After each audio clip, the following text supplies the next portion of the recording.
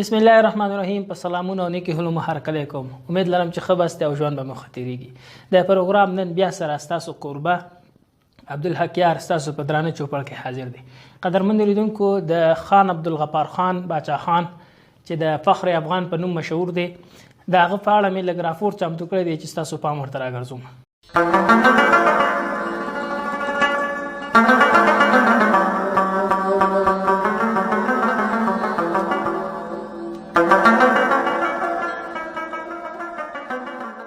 عبدالغفار خان د شلمې پېړۍ ستر مبارز او د عدم تشدد د فلسفي او سیاسي شخصیت دی چې د خلکو لخوا په څو نومونو فخر افغان او سرحدي ګاندي باندې یاد شوی. نوموړی په 1890 میلادي کال کې د پېښور په اشنغر سیمه د پښتنو د خانانو په کورنۍ کې نړۍ ته سترګې غړولي. د ده کورنۍ د اقتصاد پلوه د زیاتو ځمکو او جایدادونو څښتنه وه. نوموړی زده کړې د کلي په ښوونځي کې پیل کړې او بیا د علیګړ دارالعلوم ته د نورو زده کړو لپاره ولاړ. هلته ورته د زده کړو ترڅنګ سیاسي فکر پیدا شو. وروسته خپلې سیمې ته راغی او د عامو خلکو، بزګرو، یتیمانانو، غریبانو خلکو، کسبګرو ته توجه زیاته شوه او دیني علماو او سیاسي څیرو سره یې ناسته پاسته پیدا شوه. په 1919 میلادي کال د افغانستان د استقلال وروسته کابل ته راغی او څنګه چې د کابل نه ولاړ د ازادۍ یو لویه انګازه یې له ځانه سره یوړه.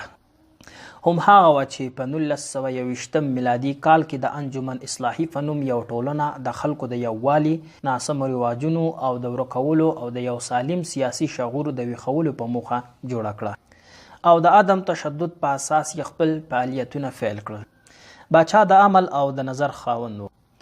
په خپل سیمه کې دینی او عصري زده کړو لپاره د خلکو په ذهنونو کې زغنده غونډه واخیسته او د خپلې ټولنې لخوا یې د پښتون په نامه یو اونیزې خپرېدل هم پیل کړل. په دې توګه یې زیات عالمانان او د نظر خاوندان خلک په ځان راټول کړل. د به ویل د خلکو خدمت د خدای خدمت دی. په دې ډول کور په کور او کلی په کلی وګرځېد او د خلکو د ناپوهۍ او د انګریز په وړاندې مبارزې ته یې وهڅول. دې که د اصله هم یو خان و، خو دومره سادګي ورسره وه چې د خپلې مبارزې کې به تر ډیره په پښو ګرځېدل او د نورو عادي خلکو په شان به یې ساده جامې او ساده خواړه له ځانه لپاره خوښول او خپله مبارزه یې ورځ تر بله مخ پر وړاندې روانه وه. همدا لامل شو چې د برطانیې هند لخوا ځینې خدایي خدمتګاران په یو او په بله بهانه زندانونو ته واچول شو چې په دې لړ کې هم خپله عبدالغفار خان په 1913 میلادي کال کې د ګجرات په زندان کې بندي شو او کله چې د بند خلاص شو خپلې مبارزې ته یې دوام ورکړ. همدا وجه وه چې د هغې وخت ستر خدایي خدمتګاران مهاتما ګاندي، جواهرلال نهرو، مولانا عبدالکلام آزاد په شان شخصیتونو سره یو ځای شو او په ټول هند کې د مبارزې په لومړي صف کې ودرېدل. هغه مهال چې هند او پاکستان ازادي واخیستل شوه او د انګریزانو د پاتې نقشو فرنا کې د پښتونخوا صوبې باندې یو جعلي او غیر رسوا معامله وشوه، نو د باچا خان ترڅنګ ورسره نور هم مخالفت اختیار کړ او دغې معاملې کې انګریزانو د پښتونخوا صوبه هم پاکستان پورې وتړله.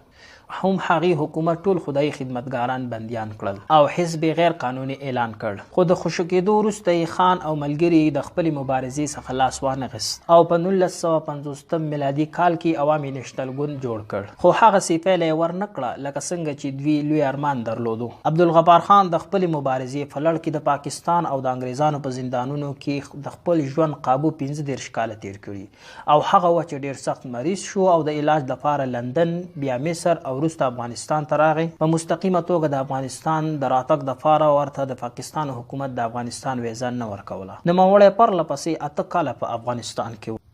او وروسته پېښور ته ولاړ چې د جنرال ضیاءالحق په دور کې سختې ورځې تېرولې چې یو ځل بیا ورباندې مرضي حمله وکړه او د 6 میاشتو وروسته د قوما حالات او د مغز فلج وروسته په کال 1989 د 99 کالو په عمر کې د پېښور په لیډي ریډینګ روغتون کې وفات شو او جنازه یې د وصیت سره سم د ننګرهار مرکز جلال آباد ښار کې په ډیر درناوي خاورو ته وسپارل شوه. باچا خان نه یوازې د پښتني ټولنې دپاره هڅې کړې بلکې د هند، پاکستان او بنګلادیش د وګړو ورکړلو سره هم انساني غږ راپورته کړی هم دا وجه وه چې د ټول هیوادونو خلک ورته ځانګړی احترام لري هم دا وجه وه چې هند نه ورته د ولسمشري څوکۍ غوښتنلیک لیږل شوی و د یادونې وړ ده چې باچا خان ته په 1984 میلادي کال کې د نوبل نړیوالې جایزې باندې هم نازول شوی و باچا خان ته د هند لخوا بهارت رتنا چې تر ټولو لویه او ملي جایزه ده ورکړل شوې ده او د افغانستان پخواني پاچا غازي امان الله خان لخوا ورته هم د ویاړ لقب ورکړل شوی دی او د وروسته د افغانستان جمهور رئیس سردار محمد داود خان لخوا ورته هم د افغانانو د ملي مبارز او د مفقر جایزه ورکړل شوې ده